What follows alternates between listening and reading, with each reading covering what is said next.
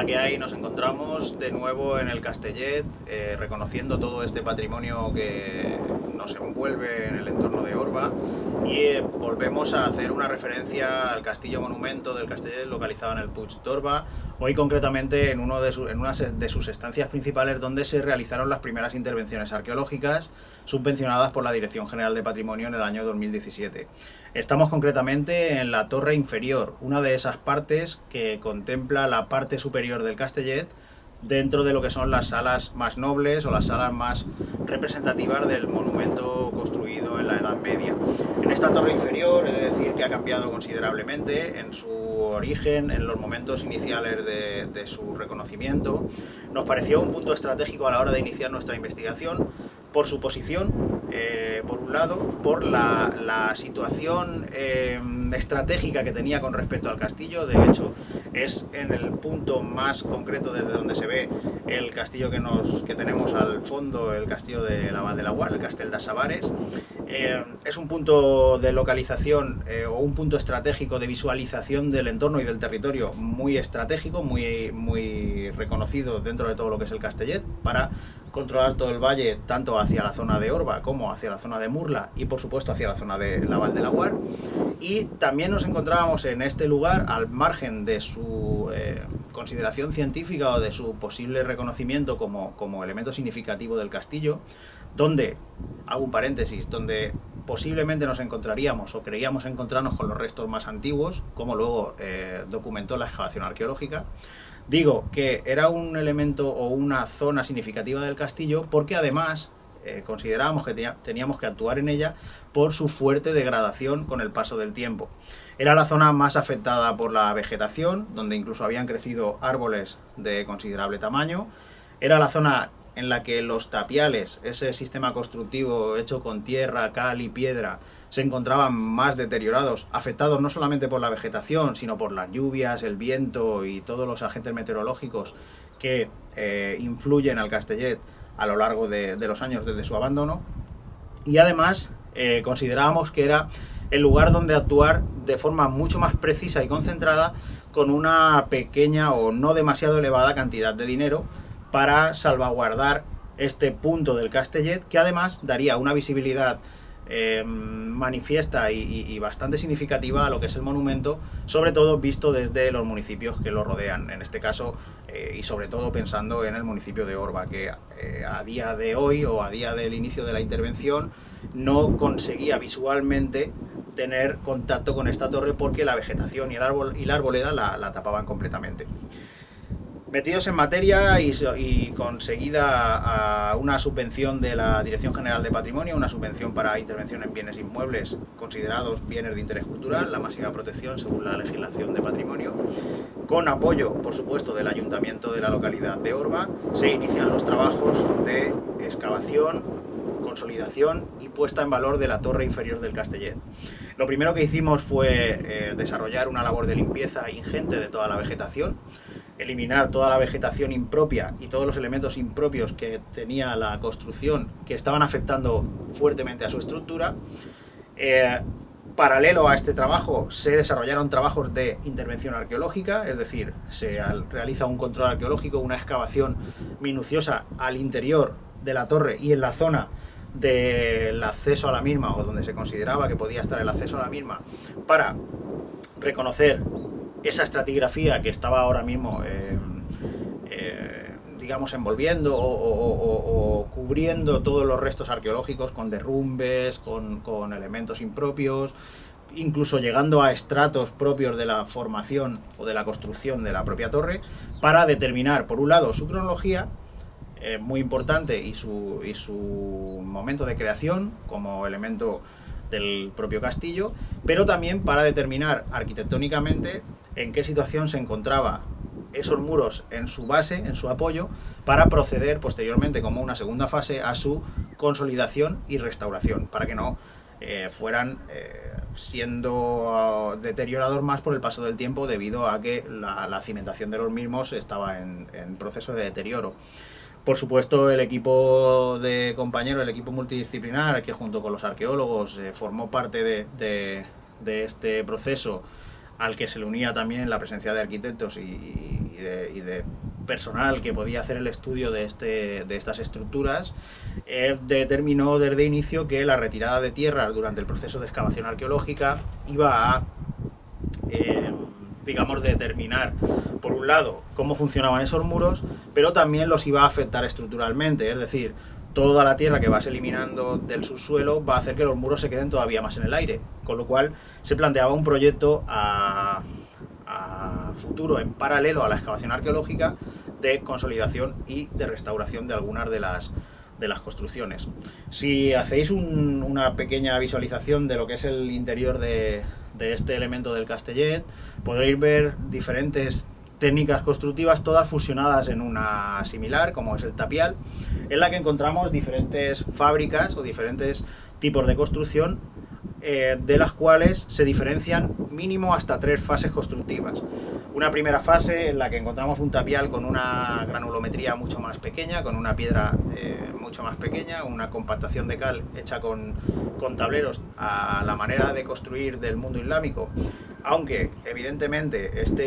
esta técnica se trasladaría por supuesto al mundo cristiano y en algunas zonas de la provincia de Alicante llega hasta el siglo XVIII, con lo cual no es en este caso determinante para marcar la cronología, si bien sí que nos servía a nosotros a la hora de investigar para conocer las fases constructivas de lo que era el Torreón. En este caso, como digo, tenemos hasta 3 fases constructivas diferenciadas que funcionan de la siguiente manera. Se realiza un zócalo, una cimentación de mampostería o de piedra más de granulometría mayor, más angulosa, parecida a un aparejo tipo el sillarejo, que sirve de base. Incluso se documentó durante la excavación arqueológica un relleno constructivo, lo que denominamos un relleno constructivo. Esto es un relleno, valga la redundancia, realizado con piedra de gran tamaño, sobre el que va a apoyar el muro principal de cada una de las partes de la torre, los muros principales perimetrales de la construcción.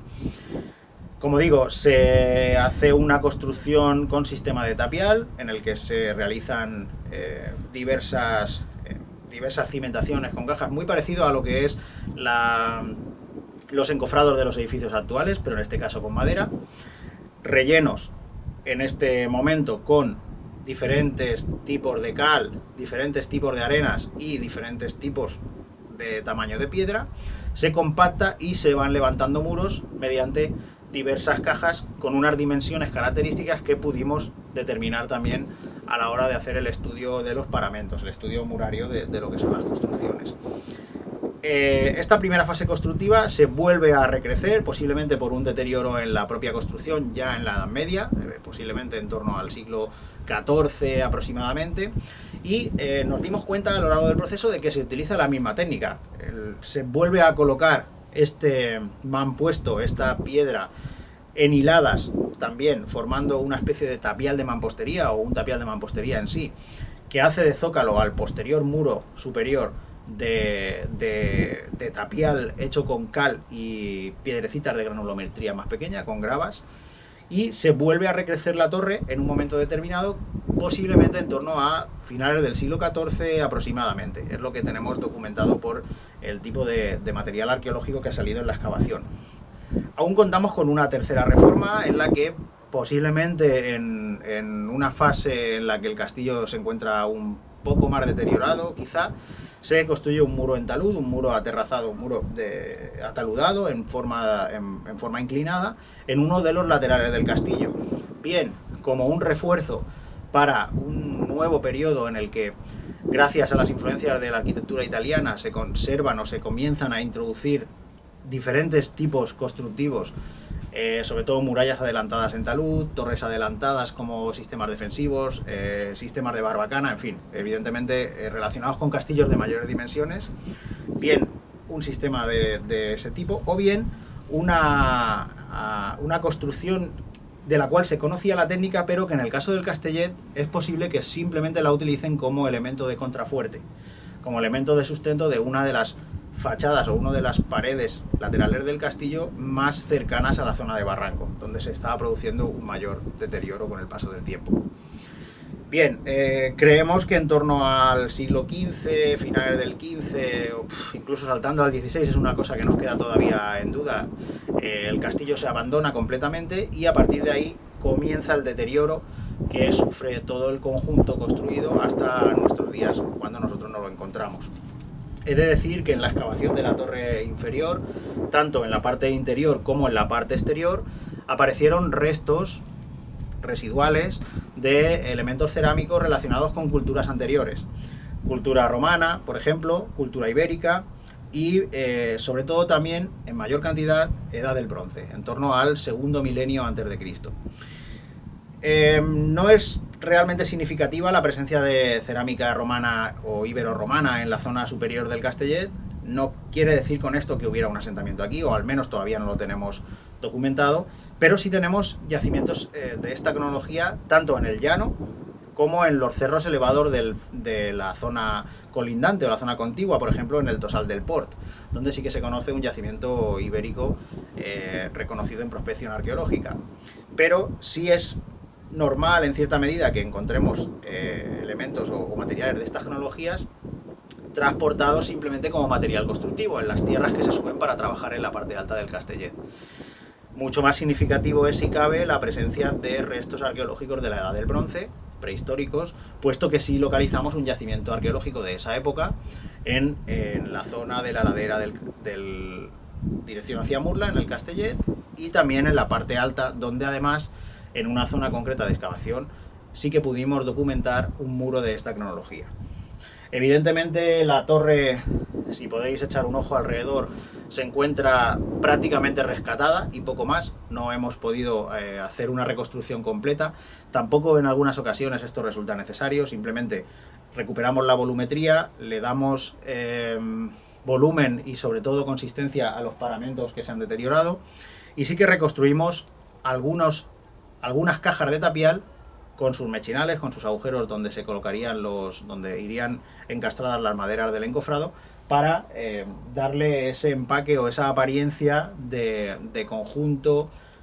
con volumen cerrado, que además posibilita no tan solo la visual al visitante profano o incluso al experto, sino también consolida y hace las veces de atado a lo que es la estructura para que no se vaya degradando más con el paso del tiempo.